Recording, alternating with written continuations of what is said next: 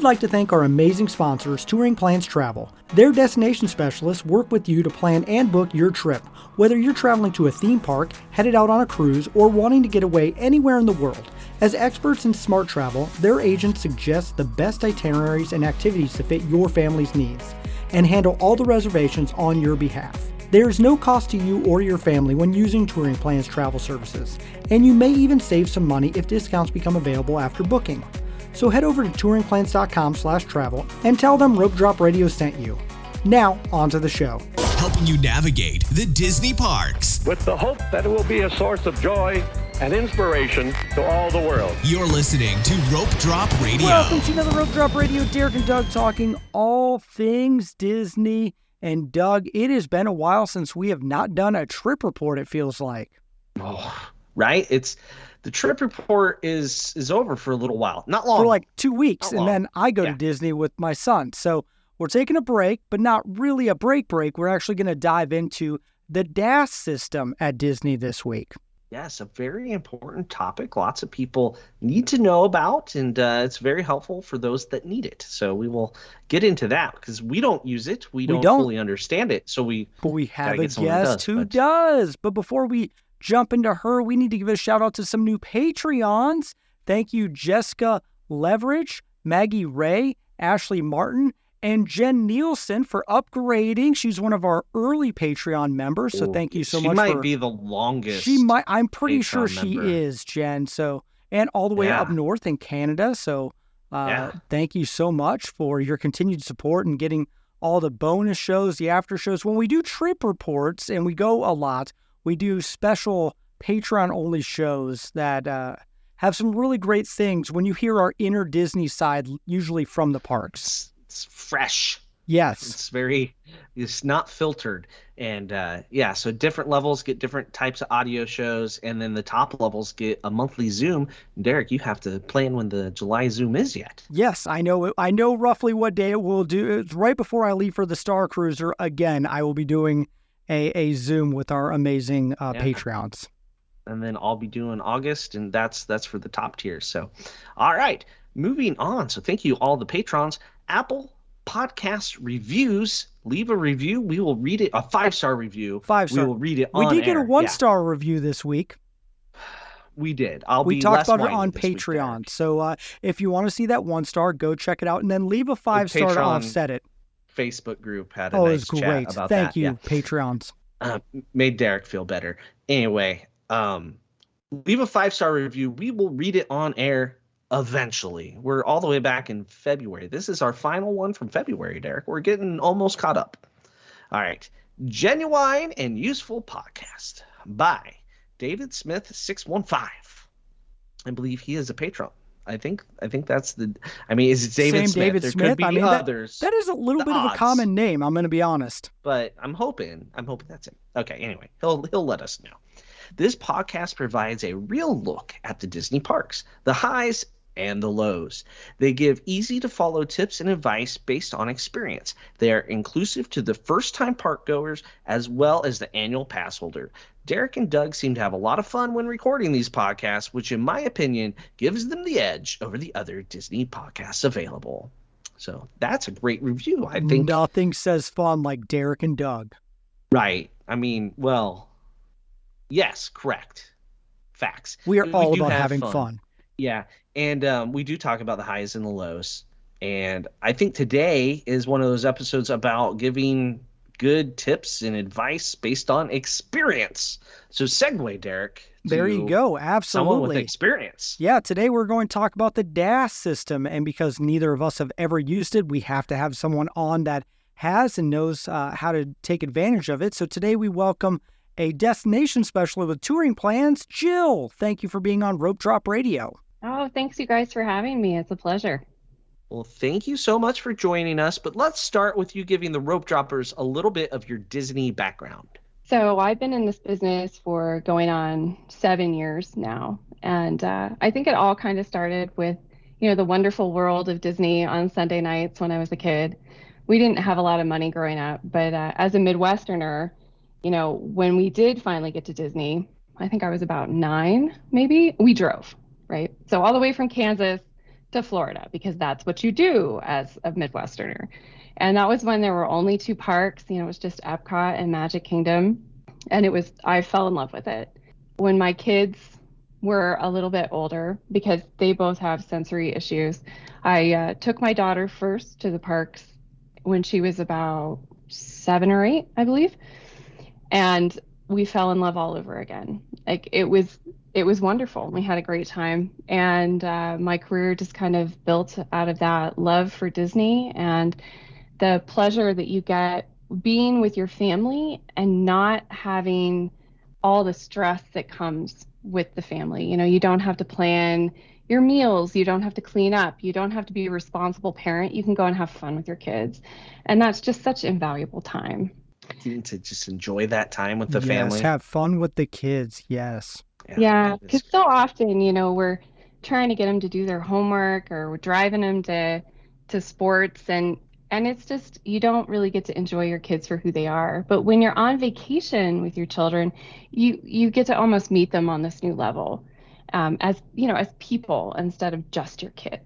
And it's just so much fun. That's one of the reasons why I love this job, is I really enjoy helping families make the most of their really precious vacation time.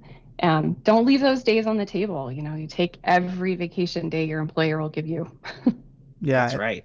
Kids grow up quickly. I mean, Doug, yours is going into their senior year, and take those trips.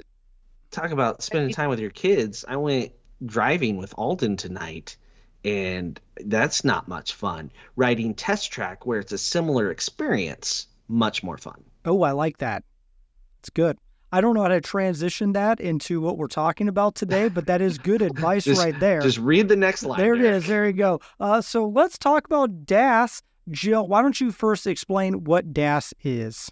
So Disney says that DAS it's called the Disability Access Service, and it's for guests who have difficulty tolerating extended waits in a conventional queue environment due to a disability.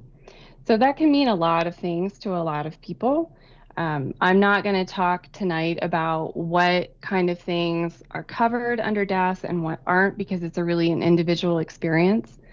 But I will say that the DAS is meant and was designed around kind of the autism community originally. Now it means lots more, but originally they were trying to meet that community's needs. And so the DAS has changed a lot throughout the years. We'll talk a little bit about that later. But right now, it's not a skip the queue kind of thing. It's a way to make waiting more tolerable. So instead of waiting in the line with everybody else and watching your kids slowly get overwhelmed and melt down, which has happened to us a few times, you can go wait in the shade, or you can go get a soda, or you can do something else that entertains your child so that long wait is not intolerable. And I say child because my children use it, but it also is for adults. And if you are an adult who has an issue like this, please don't think that it's only for kids, because it's not.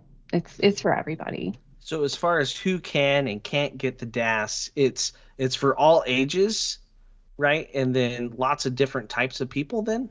So it's really open-ended, the way they describe it. It is not meant for people who have physical disabilities that can be met with other ways. So if you have arthritis, or if you use a mobility device, the DAS is not for you, because your needs can be met elsewhere.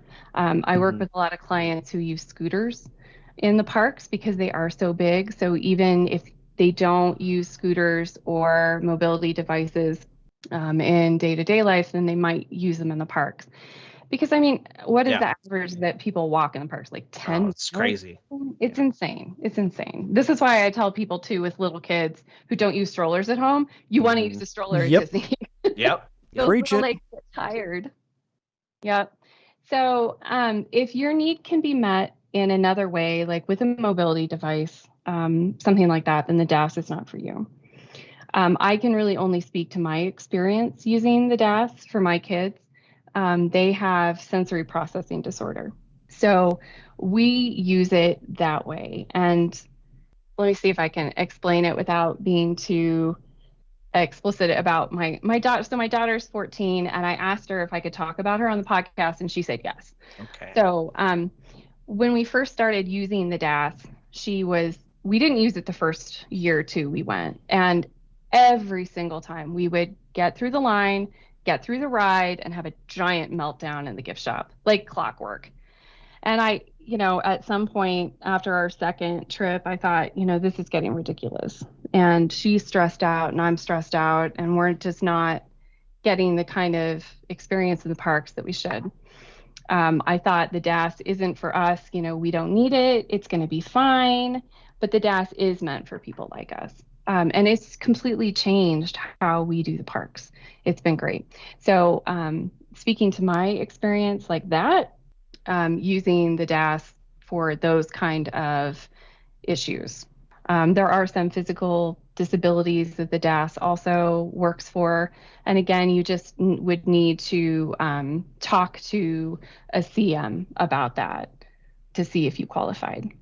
I can't speak to whether. Yeah. They cover lots of different things. They don't ask you very specific questions because HIPAA, that sort of stuff comes into play at a certain point. But like when Claire was having all her hip pain, and we had people on Twitter telling us, oh, go get a DAS pass. Like, no, that's not, like, we went and rented a wheelchair, and then certain rides, you just go through the regular queue while she's sitting in the wheelchair. Hip doesn't hurt while she sits. It's, or they have the wheelchair entrance, which you wait the same amount of time. Spoiler alert for the people that think renting a wheelchair is going to be a lightning lane. It's not.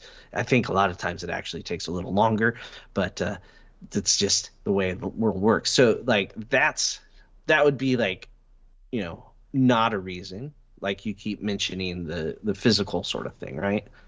Right. Yeah, that's exactly it. So if your need can be met by a wheelchair, then you wouldn't qualify for DAS. If you have meltdowns in the gift shop because your child just can't handle the sensory input of the line and the ride and the gift shop afterwards, then that might be something you qualify for. They're never going to ask you what your disability is. They're going to ask you, why can't you wait in this traditional line?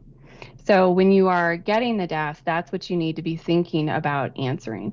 Why is waiting in line difficult for you or your child or your companion that you're traveling with? So how do you get a DAS pass? Okay, so this is the fun part. I know you can do it earlier now than you used to be able to. You can do it 30 days in advance, and you can do that at Disneyland and Disney World. The timing is a little different. Disney World opens up at 7 a.m. And Disneyland at 9 a.m. Pacific. And thank goodness for all us West Coasters that finally something is on West Coast time, because 7 a.m. Eastern is early, very early. So you log in. There's a link on the Disney.go page. And you can do it that way. So you can do it online. The first time I tried that was right after they started this program, and it took me 2 days and 14 hours to get our DAS. Oh. Yeah. I can be a bit of a dog with a bone. I was taking one for the team. I wanted to see how it worked. And once you got through, it's really seamless. I think it's down generally now to 2 or 3 hour wait time. The only problem that I can see with this is the person who needs the DAS needs to be there with you. So if you have a child who's in school all day, it can be really difficult to do this online ahead of time. If you don't call in early in the morning when they open, you could end up easily with a 3 hour wait. And if you miss the window when it pops open on your computer, you're just sort of out of luck and have to start over. So that can be a little frustrating. The good news is that you can still walk into guest services in every single Disney park, and you can be in and out in probably 15 minutes. And you can do that the first day you're in the park. So you have two different options. The benefit of doing it ahead of time is that they give you 2 pre-scheduled rides for that day. I honestly have not found that all that useful because we kind of like to fly by the seat of our pants when we're in the parks. And this makes you kind of plan out your day. You don't get a lot of control about what time those rides are booked, but you can say, like, I'd like to do, I don't know, pick a ride, Haunted Mansion in the afternoon, and they'd say, okay, I have a 4:30 available for Fun and Mansion. And so that's what you get. And you get 2 of those. Those work like fast passes that you used to get in the olden days. And after an hour, so if your ride is at 3:30, you have from 3:30 to 4:30 to use it, and then those drop off. The DAS in the park works a little bit differently, but those pre-scheduled rides, it's definitely a bonus. It's a nice thing that Disney does for DAS clients, but it's not a make or break for your trip by any means. So, like, if the whole waiting online doesn't work for you, then it's not a thing you need to stress out about. You can definitely do it in the parks, and it's super easy. Okay, good to know. I like the 2 different options. That's really, really a nice thing. But how do you use the DAS? Like in the park, how do you get the different return times? Walk us through that process. So it's really easy. It used to be that you had to go up to each ride, you had to get a return time, you had to talk to someone, or you had to go to one of the blue umbrellas and get a return time. But now it's all done via the app. So when you get into the park, let's say that you had your pre-scheduled rides, you'd done everything online ahead of time, so you'd already have your DAS set up. When you get into the park, it'll auto-populate on the app in the lower left-hand corner, and it'll just say DAS down in the screen that has all the squares on it for all the options. So it's at the bottom, usually on the left-hand side. You click on that, and it opens up, and it gives you choices, and you can say, it gives you the wait times for each ride, so you can decide, do I want to wait an hour and a half for this ride, or would I rather do this one, 20 minutes from now? The DAS return times, like I said before, are not a skip the line kind of thing. It's a wait your turn somewhere else that is not in line. So if there's a 120-minute return time for your ride, then or wait time, then your return time will be roughly the same. So it's pretty easy. Is this something you find the app works and works well? I know we have some Disney app technology issues. Well, no, we only have a checkboard going somewhere when the app breaks down. Right. Yeah. So generally it works fine.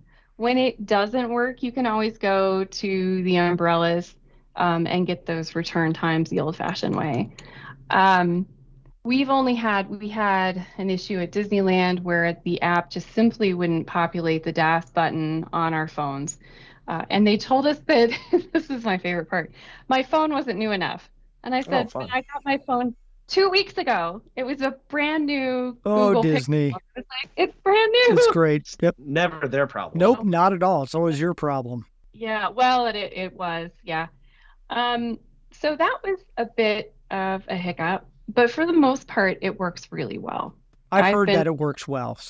It's much, much better than having to send a runner halfway across the park to go get Space Mountain return time.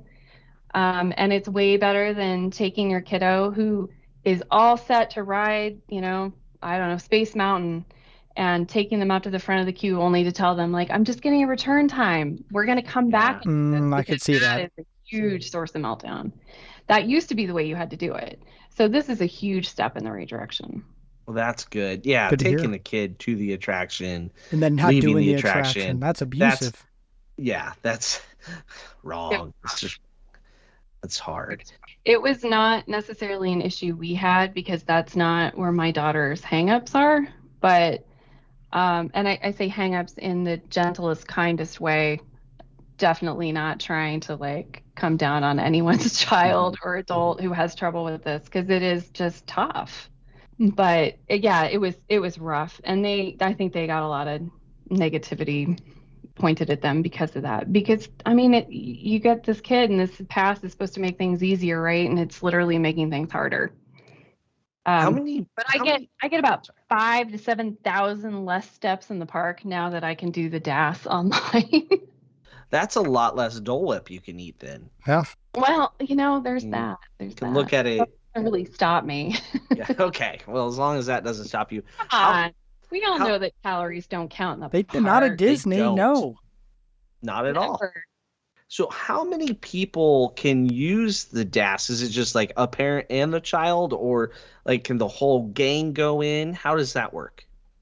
It's generally your family group, so you all have to be linked on MDE. And it's supposed to be five, so the DAS holder and four other people. Um, I say this, but maybe I shouldn't. I know sometimes those numbers can be a little bit flexible if you're traveling with a slightly larger group. If you have two people who have a DAS and you have a large group going together, I would suggest going in and talking to someone in person about that, because they can help you make those links and help those two passes work together. They do some kind of Disney magic, and it works better that way. So generally speaking, yes, that is the way it's supposed to work. But with all things Disney, there's generally a little bit of wiggle room. That's good. So grandma doesn't have to get left out every time. Right. Yeah. Because and the other thing too is when you're dealing with kids who have sensory issues, at least with mine, one of the big triggers is not being together. So, makes sense. like when we're flying, we load first with Southwest. And we do that because my daughter panics from the moment we step away from her father until the moment he comes back on the plane. So it's really important to her that everybody stays together. She's got a lot of like herding dog instincts in her. Like the German Shepherd is strong with my daughter. She's like, we're all gonna stay together. It's important. We all go on this ride or no one goes on this ride. End of story. Yeah, she offers me a little bit of grace with the rides that do the spinny thing, because I can't do the spinny thing anymore. But Dad can, which is great. That's good. That's good. You're not Doug and just I like, can't. you go, have fun. No. Right. We can't Yeah. go. Like, I'm good on the teacups over here sitting on the wall. I'll take some photos. How's that? When taking the photos makes you slightly nauseous, that's a sign you're special. I can't right? even watch my son play video games. I'm like, oh my God, turn it off. I'm going to throw up. I mean, Some of those are rough. This is turning into an adulthood podcast. So bringing it back, how does this work with TouringPlans and Genie Plus? Well, let's start with Genie Plus. Genie Plus, of course, is the paid service, right? That's never changing, is always going to stay exactly how it is at the current moment. Sarcasm. Absolutely. It never changes anything. I mean, nothing at all. I tell you, though, it does keep me employed. So they work okay together. I don't necessarily feel like you have to have both. If you are at Magic Kingdom or Disneyland, I guess Hollywood Studios as well, having both of them can definitely save you some time. But you're going to have somebody who's in their phone on the app all day. Like, you are not going to get out of that app because you're going to try to make those two work together. And you can. Like, you can book your next Genie Plus and you can work your DAS around that. You can piggyback them. We've done it. But I personally find it exhausting. I have clients who do it and they do it well. And more power to them. But I'm generally the person who is doing all of the on-app reservations and all of that. So I'm sort of managing the trip. If you have a second person with you who's also willing to do some of that, I think that might be easier. But as one, you can feel like you're on vacation as well. Right. Yeah. What? Disney, 7 a.m. making lightning lanes vacation? What? What? Never. Buy it at midnight. Wake up early. Yeah. We got to define vacation in that point. There. Oh, well, Disney vacation is not like it's a trip. Other vacations. Yep. We all know that. Experience. Yeah. Yeah. Yeah. Totally. So, it works really well with TouringPlans. I think TouringPlans I think it works better using TouringPlans as sort of preloading the lesson, as you will. I'm a ex-teacher, so here's some teacher words. If you kind of preload with that, so you get in there and you understand like what the rides are and how they function and where they are in the park, all those things TouringPlans is really great with. But I do think once you get in the park, it's better to just kind of double down on your DAS and not worry so much about the TouringPlans app, because I mean, you can definitely use it for like wait times and that sort of thing, but it's not absolutely necessary like it would be if you were just if you're not using Genie Plus or you were not using the DAS. Makes sense. All right. Yeah, it kind of all mixes together in like, I mean, doing Genie Plus and DAS sounds like a full-time job. And you can almost do too many attractions for your travel party at that point then, right? You know, there's some truth to that. I mean, when I was doing it, we had really limited time. We only had a couple of park days. We had a list of things we wanted to do. You know, coming from the West Coast, we don't get to Disney World several times a year. You know, I'm there once or twice. Mm-hmm. So, you know, we had things that we really, really wanted to do. And I wanted to see how they work together. But after doing it, I think you can have just a successful day by just using the DAS. And I think that overall that it feels less stressful. Like you're not in your phone. You get to hang out with your kids. You know, like I said before, the whole reason that you're there is to be with your family, you know, is to have that great time with your kids. And it's real hard to do that if you're constantly like, well, I could save 10 minutes here. We could go here and save 15. And it's not, I mean, you can do that if that's how you want to experience the park. But for me, at least at this point where we're at, it's just not the way I enjoy doing things. Makes sense. All right. And actually, I got to applaud Disney. I mean, with the DAS, they do a really great job. Food allergies, they do a really great job. So if you're thinking about taking a Disney vacation, they really go above and beyond to accommodate every single person, no matter what is going on. And yeah, Disney does a great job so that you can enjoy more time with your family and friends. Yeah, absolutely. Totally agree. And I feel really comfortable sending my families with disabilities and neurodiversity and food allergies, which is my family as well, to Disney because I know they will be taken care of. And those are, you know, I specialize in that kind of travel. And not just to Disney, you know, I do Universal and all-inclusives and all of that. But I really think for ease of experience, Disney just tops them all, like hands down. Yeah. Hands down. That's good because this is a Disney podcast. Yeah, that would have been really awkward if they didn't. Yeah. Six Flags. Well, I mean, what if I came out and said the park down the street does a better job? Woof. Down the streets of like Animal Kingdom? Are we going west? The park that we shall not name. All right. Park. That other park, the one that begins with a U. We can name it. I mean, yeah, it's all right. It's okay. Say that. Yeah, we can say it. Say Universal on this podcast. You can. We talk about it once a year. Once a year, we do a show just about Universal. A year. You know, I love Universal, and I think they do a great job as well. But there are some things that Disney just does better, and this is one of them. All right, that's good to know. That's the perfect way to end that part. That is a really good. Great. Yeah, knowing that the DAS system is better at Disney helps families make that decision as to whether they should devote time to Universal or not. I think also Universal's rides is probably not as comforting, or as like you have a lot of screens and a lot of big coasters, a lot of sensory there.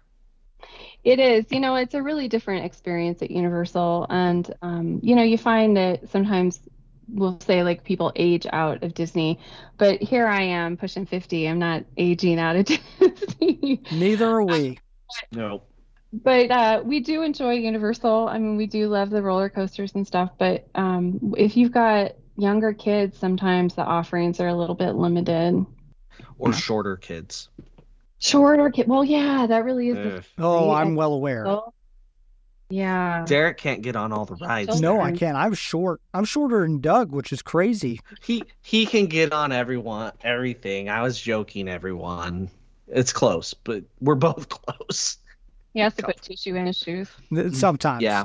Anyone's ever done that. Only Velocicoaster. That's the only one to be able to get on, which is an amazing roller coaster. Anyway, I think is it time? It is time for the lightning round.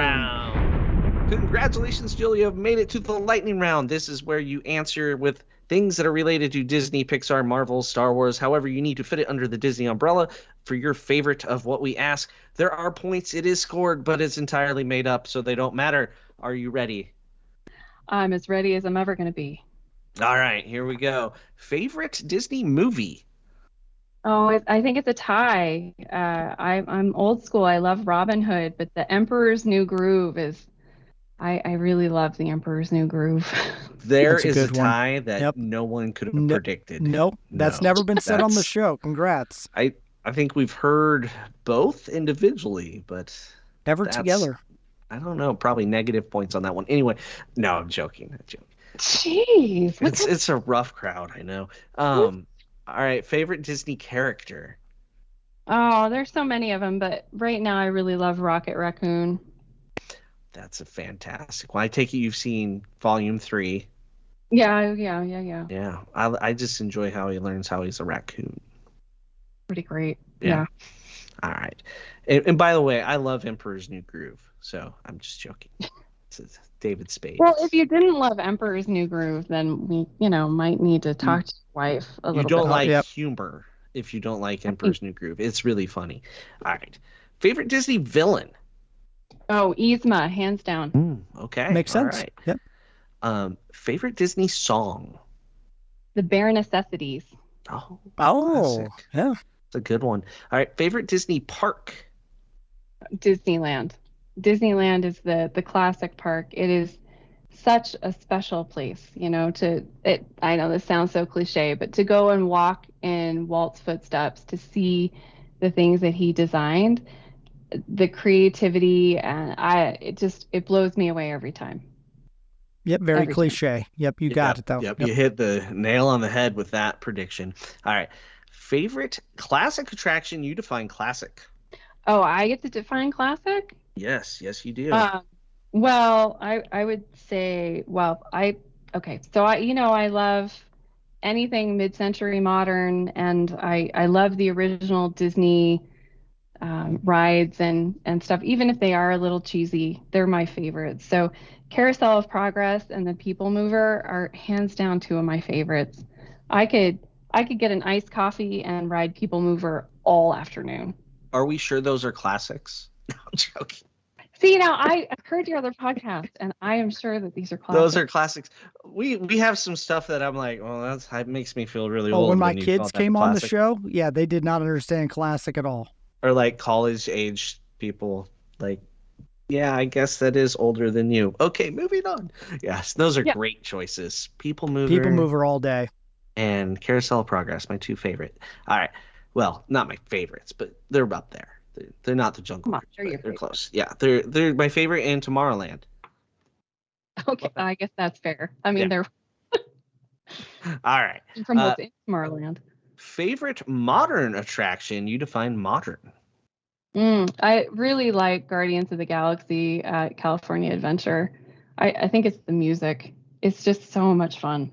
Doug, what did you think of that ride? My wife wouldn't let me go on it. Okay. Next question. What? Why? She didn't want to deal with me while I was sick. Oh, yeah. Yeah. My husband hates that ride too. I look over at him. He does the drop rides, and I look over at him, and he looks like he's just got it out for me, man. It's true love. Yeah. All right.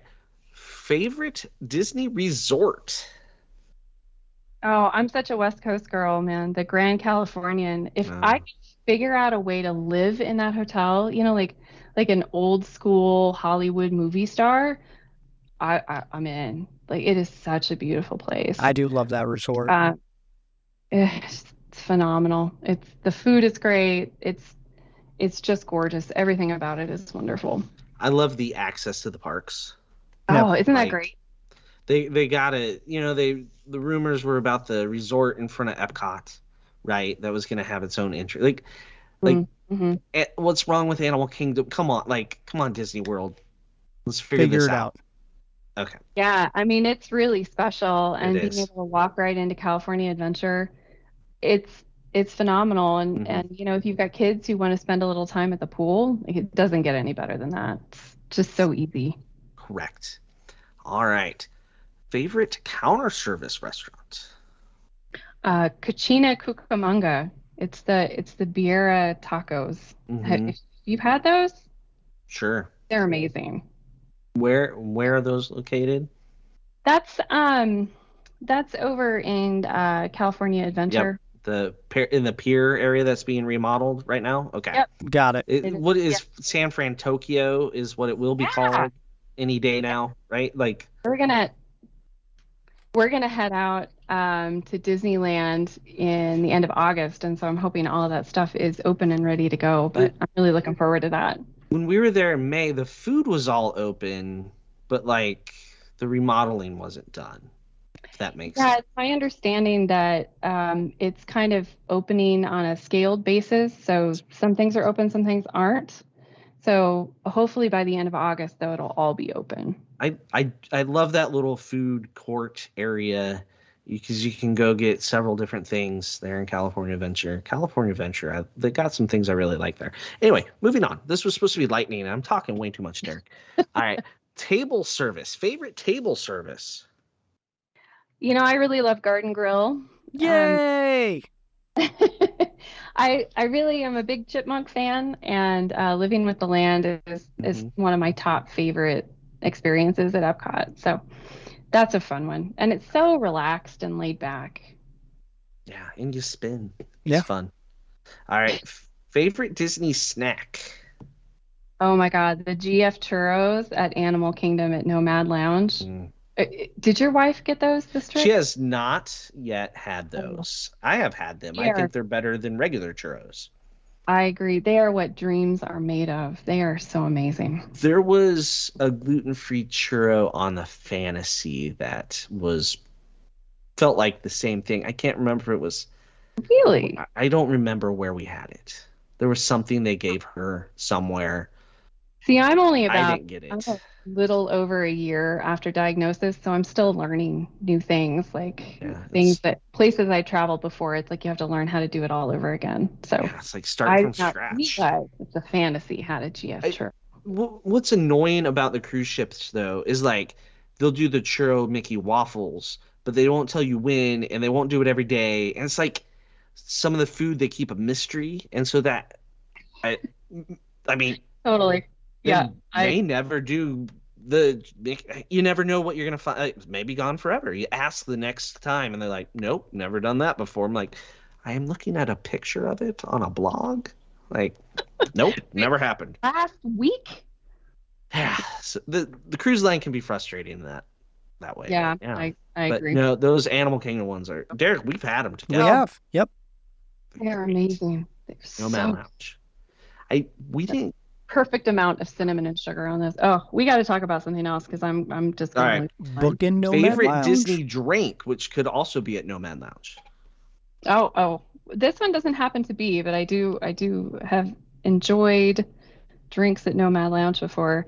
It's the rosé frozen slush from the France Pavilion. Yep. That little like, drink kiosk thing. That has been mentioned quite a few times on the show. Mm-hmm. Oh God, that is so good. It's ridiculously good. And then I get to try not to fall asleep in Epcot when it's 90 degrees out and I've had an alcoholic beverage. But it's cold and refreshing, and it's nice. hot out. Yeah. It's delicious. Yeah, and make the perfect nap. All right, a Disney travel bucket list item. I got a whole bunch of these. But we'll keep it West Coast. I still have not gotten to visit Walt's apartment above the fire station at Disneyland, and I would really love to do that. So it's on the list one of these days. Very cool. All right, Derek. Well, that concludes the lightning round. Well, thank you, Jill, so much for being on this week's episode. Why don't you take a minute and let people know how they can get a hold of you and tell us a little bit more about Touring Plans and how you can help them book an amazing vacation. Well, thank you so much for having me. You can email me at Jill at TouringPlans. You can find me on Facebook. You can find me on Instagram. I have a travel group called Twice Exceptional Travel on Facebook. You're welcome to come over there and get some tips on how to travel or with disabilities or neurodiversity, food allergies, that kind of thing. I'm still building that group, so, a little patience probably. And I also have Twice Exceptional Travel online, so you can look me up online. I book all kinds of trips all over the world. I do cruises and theme parks. I do all inclusives. I've got clients heading to Hawaii real soon, and that has been a real pleasure to plan. I love doing Hawaii. So I can help you with travel just about anywhere. I do specialize in families with neurodiversity, disabilities, and food allergies, but I book travel for everybody. So thanks again, you guys, for having me on. It was a real pleasure. Thank you so much. And then real quick, tell us why the destination specialists at TouringPlans are so great at their job. Because we work as a team. I have never worked with travel agents like this before, and every single one of us goes above and beyond to make sure that we're all supported.